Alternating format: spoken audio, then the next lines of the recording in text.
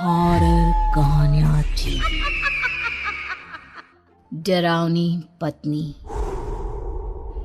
फुर्सतगंज नाम के एक शहर में मंगत अपने परिवार के साथ रहता था। मंगत की पत्नी सुनीता ने अभी कुछ महीनों पहले ही एक सुंदर बेटे को जन्म दिया था, जिससे अब मंगत की जिंदगी खुशियों से भर गई थी। सुनो, बच्ची और घर का काम दोनों एक साथ करना मुश्किल हो जाता है। फिर काम में देरी होती है तो आपको भी दिक्कत होती है। क्यों ना हम कुछ समय के लिए किसी को मदद के लिए रख लें? ठीक है। मंगत और सुनीता ने यह निर्णय लिया ही होता है कि कुछ दिनों बाद शांता वहां काम मांगने आती है और मंगत शांता को अपने घर में काम पर रख लेता है। शांता कुछ ही दिनों में घर का सारा काम ठीक तरह से संभाल लेती है, जिससे सुनीता को अपने और बच्चे के लिए अच्छा खासा वक्त मिलने लगता है। एक सुबह सुनीता जॉगिंग के लिए घर से बाहर जा रही होती है, तभी दरवाजे के सामने उसे कुछ चमकता हुआ रखा दिखाई देता है। वो उसके पास जाती है। अरे, ये नींबू तो सोने की तरह चमक रहा है। कहीं सच में सोने का नींबू तो नहीं? रख लेती हूँ, बाद में इसकी जांच करा लूंगी। सुनीता नींबू को उठाकर अपनी अलमारी में रख देती है और जॉगिंग पर चली जाती है। दिन बीतता है, सब काम सही से चल रहे होते हैं। रात को सब खाना खा के सो जाते हैं, लेकिन बीच रात करीब 1 बजे सुनीता अचानक अपने बिस्तर से उठ खड़ी होती है और अपने बच्चे को लेकर घर के बाहर मौजूद कुएं के पास पहुंच जाती है। बच्चा जोर जोर से रो रहा होता है, जिसकी आवाज से मंगत की नींद भी खुल जाती है। अरे ये कहाँ रो रहा है? मंगत इधर उधर देखता है, पर बच्चा कहीं ना दिखने पर वो आवाज सुनते हुए दरवाजा खोल घर से बाहर निकल जाता है और सामने का नजारा देख उसकी आंखें फटी की फटी रह जाती है, जहां सुनीता बच्चे को गोद में लिए कुएं की दीवार पर खड़ी थी। ठहर जाओ सुनीता, ये तुम क्या कर रही हो? सुनीता मंगत की ओर देखकर कुछ अजीब तरह मुस्कुराने लगती है। मंगत तेजी से भागकर उसके पास जाता है और बच्चे को छीनकर सुनीता को दीवार से नीचे उतारता है। तुम्हारा दिमाग खराब हो गया है क्या? तुम बच्चे को लेकर यहाँ क्यों आई? आखिर तुम करना क्या चाहती थी? मंगत ये बोल ही रहा होता है कि सुनीता बेहोश हो जाती है। सुनीता की हालत देख मंगत को कुछ समझ में नहीं आता। वो उसे उठाकर कमरे में ले जाता है। आज से पहले सुनीता ने ऐसा कुछ नहीं किया। आखिर ये सब था क्या और क्यों? मुझे विशाल से बात करनी चाहिए।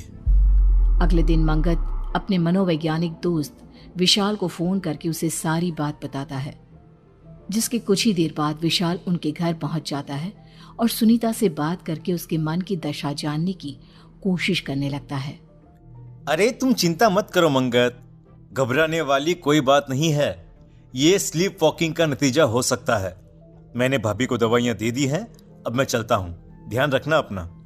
विशाल वहां से चला जाता है, जिसके कुछ दिनों तक तो सब ठीक रहता है, लेकिन फिर एक शाम जब मंगत ऑफिस से घर लौटता है तो अपने कमरे का नजारा देख उसके होश उड़ जाते हैं, जहां सुनीता ने एक बड़ी रस्सी पंखे से बांध रखी थी और दूसरा सिरा अपने मासूम बच्चे के गले में बांध रही थी।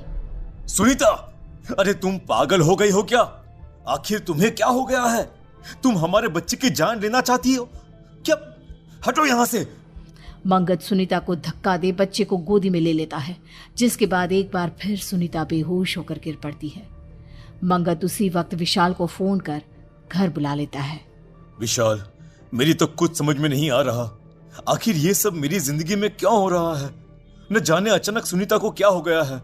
वो बार बार अपने ही बच्चे की जान लेने की कोशिश क्यों कर रही है? अचानक भाभी को पड़ रहे इन सब दौरों का रीजन तो मुझे भी कुछ समझ में नहीं आ रहा।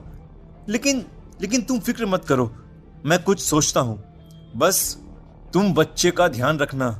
विशाल सुनीता को एक इंजेक्शन लगाकर वहां से चला जाता है। शांता, मैडम की तबीयत कुछ ठीक नहीं। आज बच्चे को तुम अपने पास सुला लो। मैं सुनीता का ध्यान रखता हूँ, ठीक है? बिल्कुल साहब, कोई दिक्कत नहीं है। शांता बच्ची को लेकर अपने कमरे में चली जाती है और सब सो जाते हैं। लेकिन करीब आधी रात होती ही अचानक मंगत को बच्चे के जोर जोर से रोने की आवाज सुनाई देती है। वो तुरंत उठकर देखता है तो सुनीता अपनी जगह पर नहीं होती। नहीं। मंगत भागता हुआ शांता के कमरे के पास पहुंचता है, लेकिन शांता और बच्चा उसे कहीं दिखाई नहीं देते। आखिर ये दोनों कहाँ गए? मंगत आवाज सुनते हुए घर में इधर उधर घूम रहा होता है। आवाज तो बेसमेंट से आ रही है। आखिर शांता बच्चे को लेकर बेसमेंट में क्या करने गई है? वो फौरन बेसमेंट में पहुंचता है, लेकिन वहां का नजारा देख उसके पैरों तले जमीन खिसक जाती है। शांता ने बच्चे को खून से बने एक गोले के अंदर लिटा रखा था और बगल में आग जलाकर वो जोर जोर से मंत्र पढ़ रही थी। शांता के खुले बाल, लाल सुर्ख आंखें देख डर से मंगत के मुंह से एक शब्द नहीं निकल पाया। वो हिम्मत कर चुपचाप धीरे धीरे बढ़कर बच्चे को उठाने की कोशिश करने लगा, लेकिन तुरंत शांता ने एक लोहे की रॉड से उसके सर पर वार कर दिया। मर गया। अरे अब मुझे कोई नहीं रोक सकता। खून से लथपथ मंगत किसी तरह अपना फोन निकाल विशाल को कॉल लगा देता है। दूसरी तरफ मंगत का बच्चा जोर जोर से रो रहा था और साथ ही शांता बिना रुके तेज आवाज में मंत्र पढ़े जा रही थी। ओम भट स्वाहा, आंकली कांकली स्वाहा, ओम भट स्वाहा, आंकली कांकली स्वाहा। कुछ देर बाद विशाल वहां आता है, पर शांता अपने मंत्रों में इतनी मग्न होती है कि उसका ध्यान उस पर नहीं जाता और इसी का फायदा उठाकर वो चुपके से लोहे के डंडे से शांता पर वार कर देता है और लपक कर उसे पकड़ रस्सी से बांधने लगता है। छोड़ मुझे, तू नहीं बचेगा, कोई नहीं बचेगा यहाँ, छोड़। शांता को रस्सी से बांध विशाल बच्चे को गोदी में उठा लेता है। अपने बच्चे की जान बचती देख मंगत राहत की सांस लेता है। इतने दिनों से मेरे घर में जो अजीबोगरीब घटनाएं हो रही थी, उसके पीछे मेरी पत्नी की मानसिक स्थिति नहीं, तेरा काला जादू था। बोल बोल, ये सब तूने ही किया है ना? बोल। हाँ, तूने बिल्कुल सही कहा, सब मैंने किया। और अगर आज ये बीच में नहीं आता तो मैं अपने मकसद में कामयाब भी हो जाती। एक मासूम बच्चे को मारकर आखिर तू कौन सा मकसद पूरा करना चाहती थी? कौन सा? कुछ सालों पहले मेरे बच्चे की मौत हो गई थी।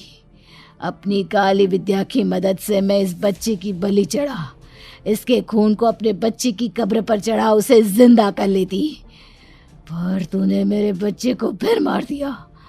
मैं इसका बदला जरूर लूंगी। विशाल और मंगत पुलिस को बुला लेते हैं और शांता को उनके हवाले कर देते हैं।